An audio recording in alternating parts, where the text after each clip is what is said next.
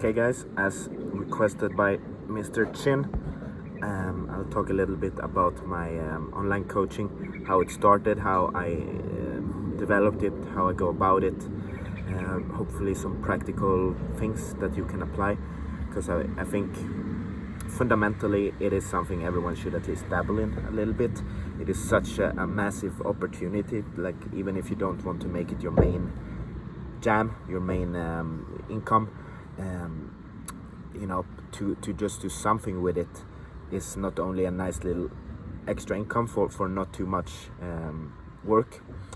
It is also a way to gain notoriety, be seen to the world, and so on. So there's a lot of benefits, of course, drawbacks as well. First off, it's a tricky thing for me to think about, because it all started so naturally to me, and what I think is the biggest struggle for most people, I didn't struggle with at all. That being getting started, just knowing where to start, fears that it won't work out, how to go about it, how do I structure things, all of these things I'd never allowed limited me. I never really considered them, to be honest. So let me tell you my story, and maybe that will clarify it a little bit, and then I will reverse engineer my own progress so I can give you some practicality there. I was studying sports science, and it was probably about one term in, so not very long, when I just got pretty damn sick of it. I'm not a fan of schooling, our educational system at all, and it doesn't work with me personally whatsoever. So I found myself basically doing research and studying what I was actually interested on the side of my studies, and then I just had to do studies and fill the papers to pass, and I realized like this is just silly.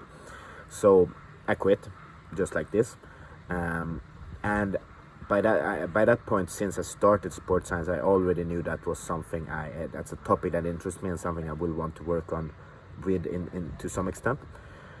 And the main reason for quitting was what will I be able to do in 3 years after my education that I won't be able to do now? And my answer was nothing. There's fundamentally no difference. At best, I have more knowledge, but that is not what is limiting me now. I can start exactly what I can start then, now. So I did. And that's why I didn't allow anything to limit me anyway.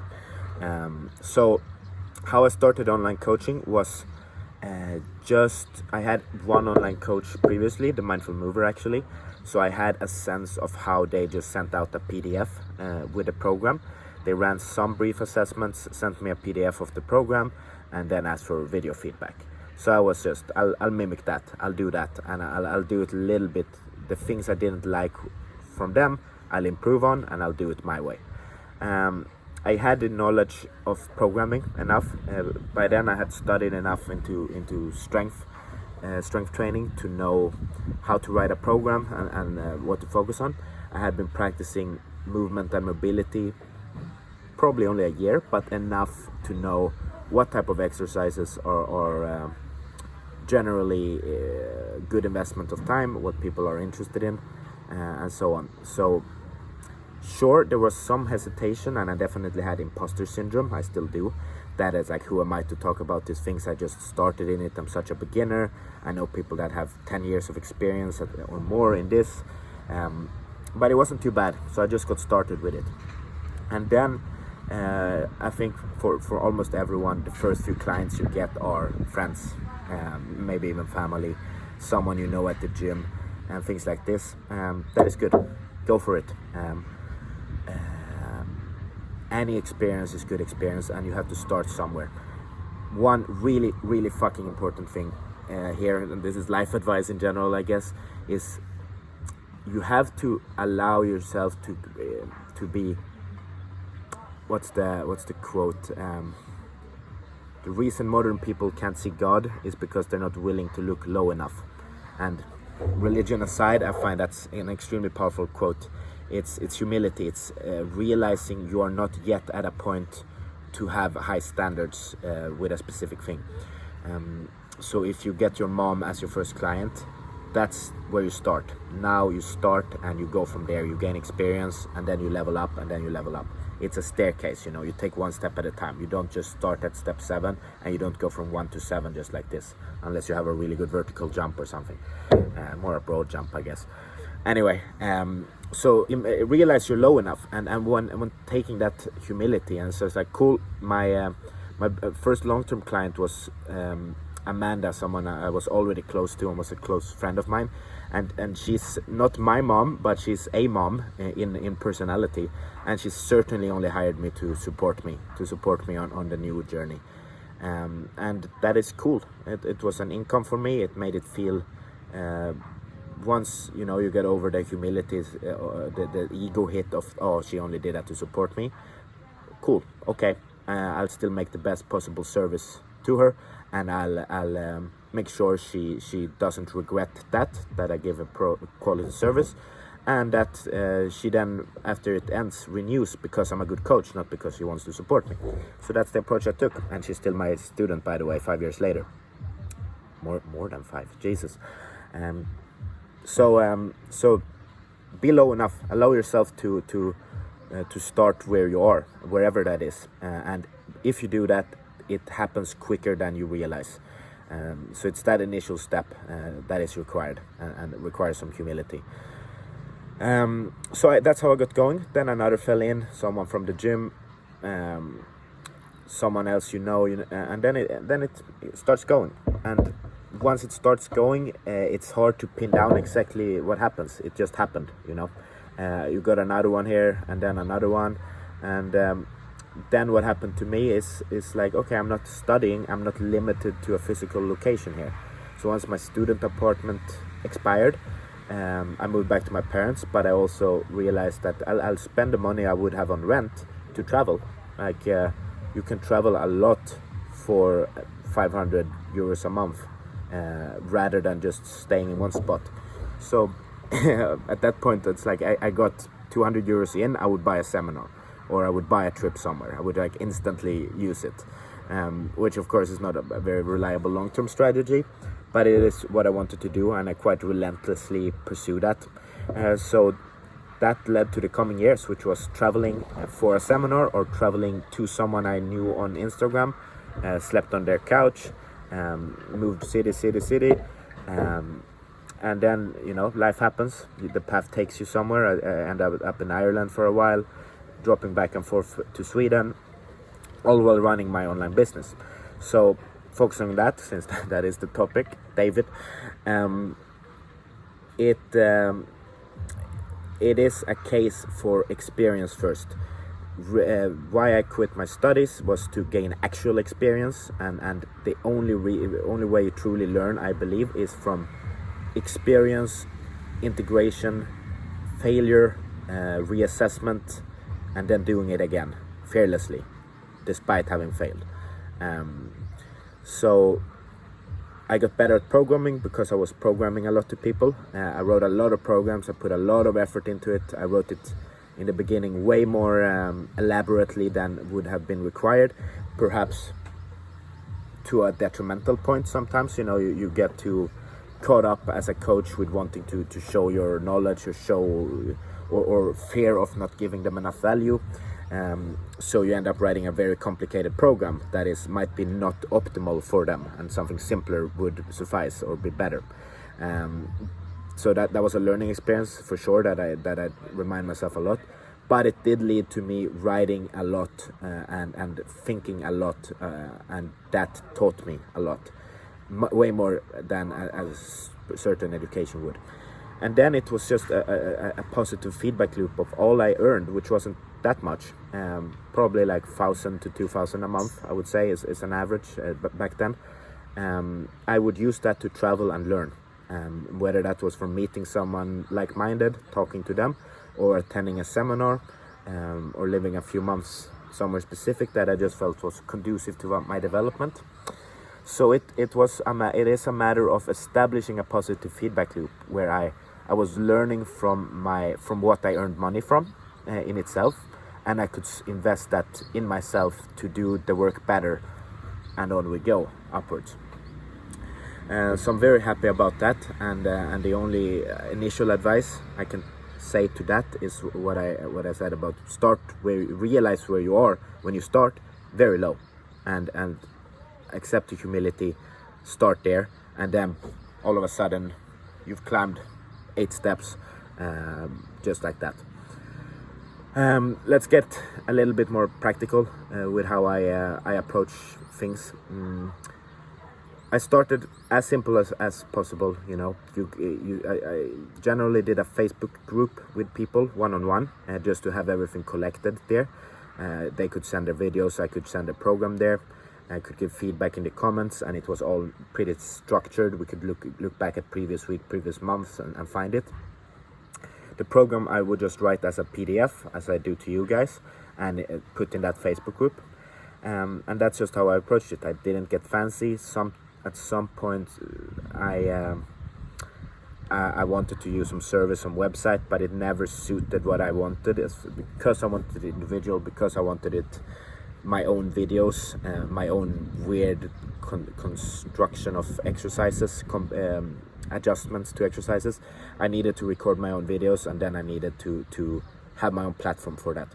That another case to say is my videos are not fancy. I have like 1,500 of them, but they're not professionally shot. Where a few of them are now, I guess. But it was just okay. I write a program. I get super fancy with it for a new client. They require new type of exercises, adjustment to exercises. I just write it. Then I put in the beginning of a training session, phone tilted towards a water bottle, demonstrate it quickly, upload to YouTube, include link in the program. That was my process. It is about picking your battles and investing the energy where it is important. To me, at least back then, it is not priority to make really fancy videos. What is the video serving? It is so they understand the exercise, period. I can invest that time way better into getting to know them, getting to understand where they're coming from, what type of program they're looking for, even in giving feedback to them. There's so much better investment of my time to that client than getting fancy with video, for example. And that is also the type of thing that will limit you when and procrastinate and hold you back. When you think a video needs to look a certain way, or you need a website that looks a certain way, or your Instagram post needs to be looking a certain way, all of those things are most likely gonna mean you never actually do it, or they will mean you do it but you hold yourself back, and you're limited. And that is back to the staircase thing. It's like, or maybe you manage to take the first step, but then you get stuck because things needs to get prettier, and you need this and this and this before you take the next step. Whereas if you just forget that shit and realize like you are at step 2, who are you to think you should have perfectly shot instructional videos? It's not priority. And once you recognize that, oh, now I'm at step 4, I didn't even realize. See where I'm going? So just doing basically, and then at some point you get to find a balance of, okay, I want to upgrade the quality of my services, but it is a later step, and that is also highly individual. I didn't value that, and I didn't put focus on that. Perhaps for another type of service, for another type of person, it is of higher priority. So I'm just sharing my point of view, with the point being, pick your battles, realize that your resources are limited, and you need like an 80-20 principle thing. You need to invest your bulk of your resources where it returns the most, return of investment.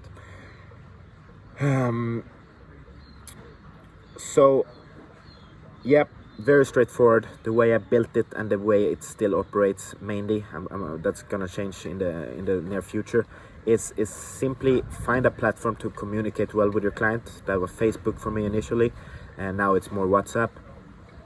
Easy way to communicate. Make sure you're available for them. Program simply a PDF file with my own videos. Straightforward, simple, not fancy. That is not the main priority. Also means it's easily adjusted, easily tweaked. It feels a little bit more personal, I believe, when it's your own videos, even if they're crappy recorded videos. And then it's a continuous coaching journey there. So this is basically, in a way, as quickly as possible getting to the point when you get to coach someone. Because if you meet someone in private, physically, you already get to start the coaching process. It's like boom, you can give them exercises, you can monitor them, observe them, give advice, make corrections, connect with them one-on-one. That already starts. But online there's many barriers before you get there. So don't create further barriers. Get to the point when it's you and them as quickly as possible. That is my advice. Detaching from myself and my own a little bit, what I would give advice to you guys and in general. First of all, I hope I got this across. Just start, just try it, figure it out. There's no fucking other way to get the feedback to yourself, to know what to adjust, unless you start doing it. There's no other way. So just try something. And that comes along with some bravery and guts, as Shin, the compliment he gave me last time, is just kind of going for it. It's like, it is, I'm ranting again, guys, but fucking hell, you're used to it by now. It's not the same thing to be assertive and brave and talk about these topics like I do. That is not the same as being ignorant or delusional about your knowledge. I'm at least I try to be as aware as possible where I'm limited, where I can't talk, but not letting that limit me in not talking at all. And that is the very same mindset as not getting limited by making fancier looking videos. I'm not gonna limit my own development and my ability to impact others because I'm not an expert in a certain topic.